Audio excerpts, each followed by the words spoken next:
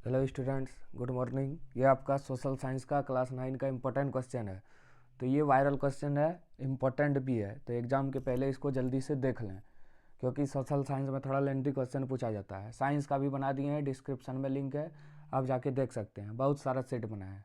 तो चलिए शुरू करते हैं क्वेश्चन नंबर 1 से।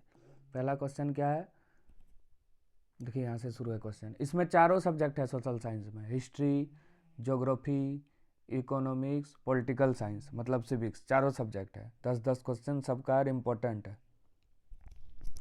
चलिए शुरू करते हैं। पहला क्वेश्चन, सन 1774 में बुब राजवंश का लुई 16वें किस देश की गद्दी पर आसीन हुआ? आसीन हुआ मतलब बैठा।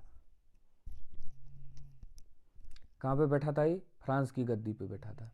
अगला क्वेश्चन, जॉन लॉक ने राजा के देवी और निरंकुश अधिकारों के सिद्धांत का खंडन अपने किस पुस्तक में किया?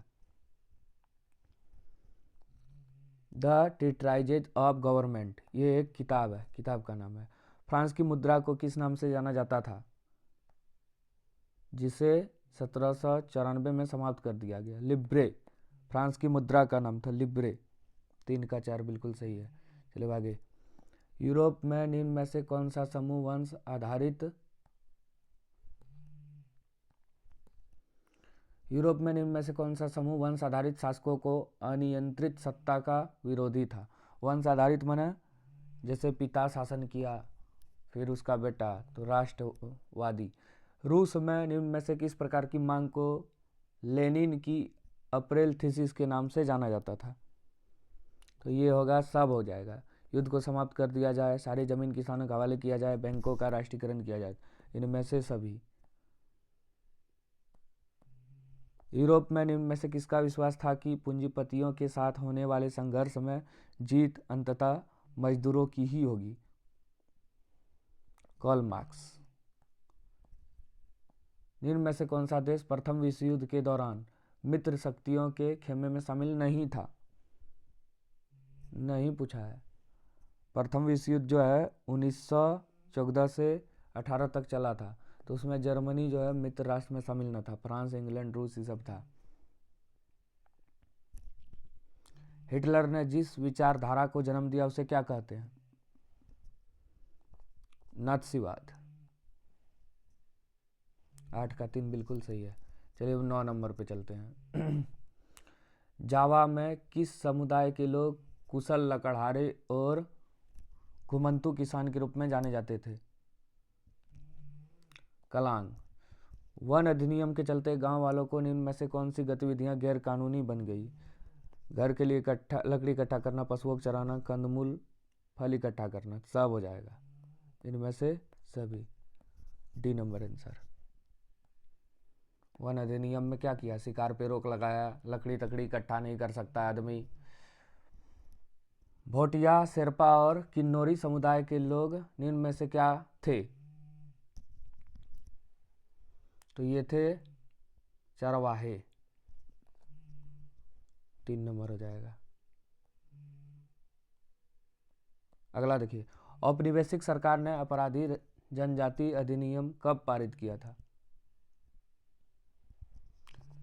1871 में। उत्तर में भारत देश को लगभग 2 बराबर भागों में निम्न में से कौन सी रेखा बांटती है? ये सब जानते हैं आप लोग, विषुवत रेखा। उत्तर में लिखा है।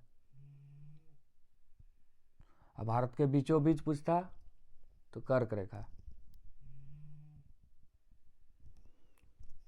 उत्तराखंड, उत्तर प्रदेश, बिहार, पश्चिम बंगाल और सिक्किम की सीमा किस देश को छूती है? नेपाल को। मतलब नेपाल से सटे ये सब राज्य है, जो कि भारत का पड़ोसी देश है। तिस्ता और देहांग निम्न में से किसके नाम है जो असम हिमालय का सीमांकन करती है? नदियों का नाम है ये। भारत में हिमालय पर्वत की श्रृंखला में सबसे लंबी तथा सबसे महत्वपूर्ण श्रृंखला किसे मानी जाती है? महाभारत।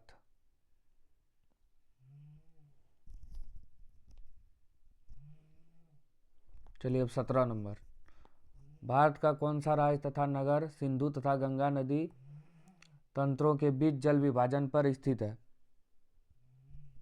हरियाणा, अंबाला। निम्न में से भारत के प्रायद्वीप भाग की एक प्रमुख नदी कौन है जिसे दक्षिण गंगा, दक्षिण की गंगा किसे कहा जाता है? गोदावरी को। महानदी गोदावरी, कृष्णा तथा कावेरी पूर्व की ओर बहती हुई बंगाल की खाड़ी में गिरती है। ये नदियाँ अपने मुहाने पर किसका निर्माण करती है? इतना बड़ा बड़ा ही क्वेश्चन आएगा इस बार, डेल्टा का। वन किस प्रकार का संसाधन है? ये नवीकरण है, मतलब कभी खत्म नहीं होगा। अजैव तो नहीं है, मानव निर्मित भी नहीं है, तो नवीकरण होगा। 20 का 3 बिल्कुल सही है।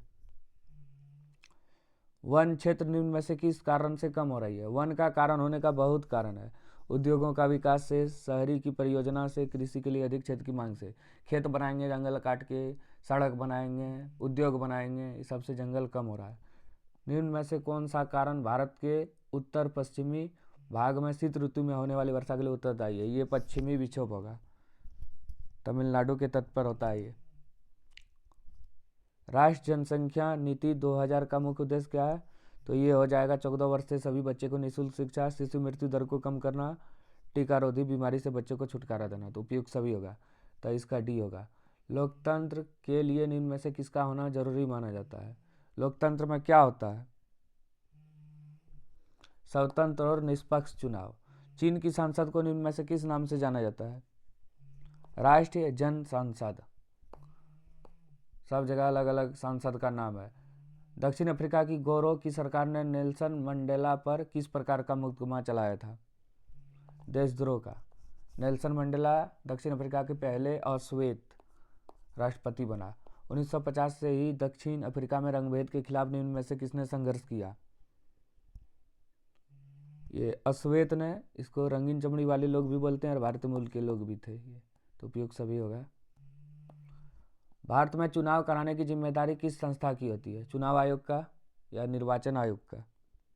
निर्वाचन आयोग होगा, योजना आयोग नहीं, निर्वाचन आयोग, इसी को चुनाव आयोग बोलते हैं। निम्न में से कौन भारत देश का राष्ट्र अध्यक्ष होता है और औपचारिक रूप से सबसे बड़ा अधिकारी भी माना जाता है? राष्ट्रपति।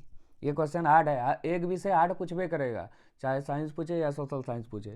भारत में निर्वाचित प्रतिनिधियों की राष्ट्र सभा को क्या कहा जाता है? संसद कहा जाता है। निम्न में से कौन जनप्रतिनिधि की ऐसी सभा मानी जाती है जिसके पास देश का कानून बनाने, कर बढ़ाने, बजट बनाने का विशेष अधिकार प्राप्त होता है? विधायिका। लोकतंत्र में प्रत्येक नागरिक को निम्न में से कौन अधिकार प्राप्त है? ये सब है। अपने मत का प्रयोग करना, चुनाव लड़कर प्रतिनिधि चुनना, अपने विचारों को व्यक्त करना, सभी अधिकार हैं। छठा मौलिक अधिकार है। वोट देने के अधिकार को क्या कहा जाता है? तो इसे कहा जाता है राजनीतिक अधिकार। पालमपुर में विभिन्न जातियों के कितने परिवार रहते हैं? लगभग 450 परिवार रहते हैं। निम्न में से उत्पादन के लिए किस चीज़ का होना जरूरी है? भूमि, श्रम, भौतिक और मानव पूंजी। तो उपयुक्त सभी, डी नंबर हो जाएगा बिल्कुल सही। चलिए अब आगे 36। शहरी क्षेत्र में अधिकांशतः किस प्रकार की बेरोजगारी पाई जाती है? शिक्षित बेरोजगारी। हरित क्रांति का संबंध निम्न में से किससे है? कृषि उत्पादन को बढ़ाने से है। भारत में निर्धनता का प्रमुख कारण क्या है? सब हो जाएगा, उपयुक्त सभी। उपयुक्त सभी वाला 4-5 तो देता है, लगभग सही हो जाता है। ये सॉरी, यहाँ है उपयुक्त सभी, मतलब इसमें भूमिहीनता, बेरोजगारी, अशिक्षा सब हो जाएगा। चलिए 39 और 40 देखिए। उपयुक्त सभी वाला 4-5 तो है, हार्ड पूछेगा तो उपयुक्त सभी वाला 5 तो पूछ देगा, 5 टिक मारना है, 5 सही हो जाएगा। राष्ट्रीय ग्रामीण रोजगार गारंटी अधिनियम होता है NREGA में कितने दिन का रोजगार? 100 दिन का रोजगार का गारंटी दिया गया है। अगर रोजगार नहीं मिले तो सरकार जो है बेरोजगारी भत्ता देगा। बफर स्टॉक योजना का मुख्य उद्देश्य क्या है? तो ये है किसानों का समर्थन करना, मतलब जो ज़्यादा अनाज उत्पादन होता है उसको रखना। एक होता है न्यूनतम सहायता मूल्य, अगर किसान अनाज उपजा रहा है और वो बाज़ार में कम कीमत में मिल रहा है, जितना उसको उपजाने में लगा, तो सरकार उससे कम कीमत में, मतलब उससे ज़्यादा कीमत में खरीद लेता है। ठीक है, इतना इम्पोर्टेंट हो गया। ये एकदम सबसे हार्ड सेट था आज तक का सोशल साइंस का, मतलब कोई भी साल का पेपर आप उठा के देखिए, एक पेपर हार्ड रहता है, कभी साइंस हार्ड, कभी सोशल साइंस हार्ड। इसलिए थोड़ा ध्यान से पढ़ना है, चाहे हार्ड रहे इजी रहे, सबको समान रूप से पढ़ना है। ठीक है, थैंक यू, हो गया ये कंप्लीट। Class 9 social science.